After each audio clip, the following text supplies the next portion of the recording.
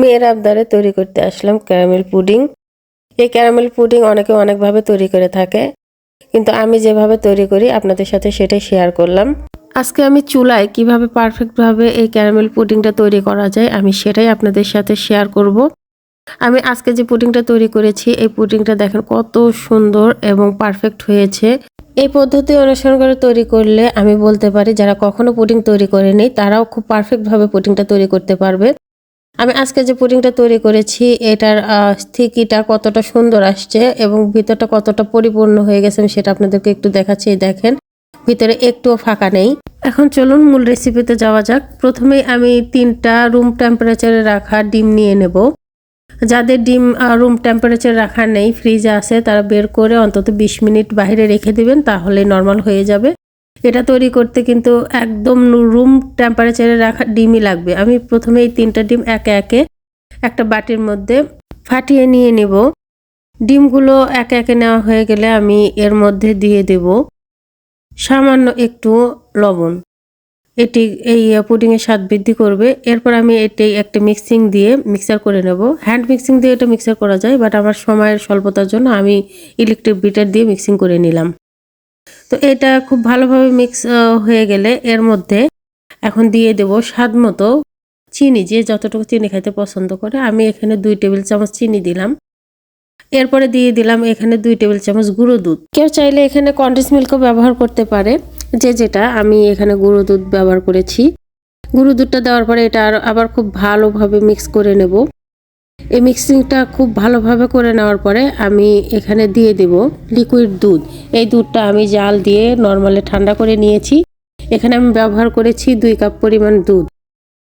দুধ দেওয়ার পরে আমি এই লিকুইডটা আরও খুব ভালোভাবে মিক্স করে নেব। এই মিক্সটা যতটা পারফেক্ট হবে আমাদের পুডিংটাও কিন্তু ততটাই পারফেক্ট হবে। সো এই মিক্সটা আমাদেরকে খুব ভালোভাবে মিক্সিং করে নিতে হবে।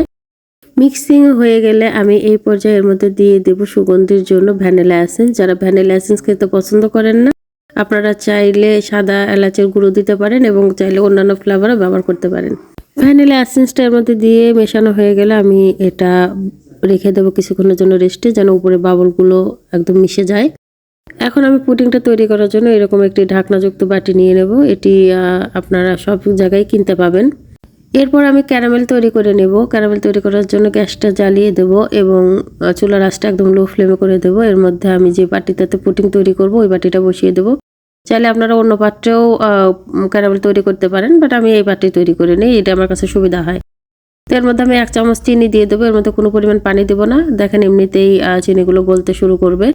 এ পর্যায়ে আমি চিনি এই মিক্সচারটা খুব ভালোভাবে নেড়ে চেড়ে প্রত্যেক দিকটা খুব সমভাবে সমতল করে দেবো, যেন একদিকটা পুড়ে না যায়। পুড়ে গেলে পুডিংটা খেতে তিতো লাগবে। তো দেখেন এই যে যখন এরকম ব্রাউনি কালার চলে আসবে তখন আমি এই চুলার আঁচটা বন্ধ করে দিব। তো এই তো আমার ক্যারামেলটা তৈরি হয়ে গেছে। এ পর্যায়ে আমি এটা খুব ভালোভাবে চারদিকটা সেট করে দিয়ে এটা ঠান্ডা হওয়ার জন্য কিছুক্ষণ অপেক্ষা করব। এ পর্যায়ে ক্যারামেলটা ঠান্ডা হওয়ার পরে এর মধ্যে আমি পুডিং এর যে লিকুইডটা আছে সেই লিকুইডটা পুরোপুরি ঢেলে দিব। লিকুইডটা ঢেলে দেওয়ার পরে এই বাটির যে ঢাকনাটা ছিল এই ঢাকনাটা দিয়ে বাটিটা খুব ভালোভাবে মুখটা বন্ধ করে দেব। এই পর্যায়ে আমি এটা নিয়ে নেব একটি প্রেসার কুকার। আজকে আমি প্রেসার কুকারই তৈরি করে দেখাবো। তো এর জন্য প্রথমে আমি গ্যাসটা জ্বালিয়ে দেব এবং প্রেসার কুকারটার উপর বসিয়ে দেব।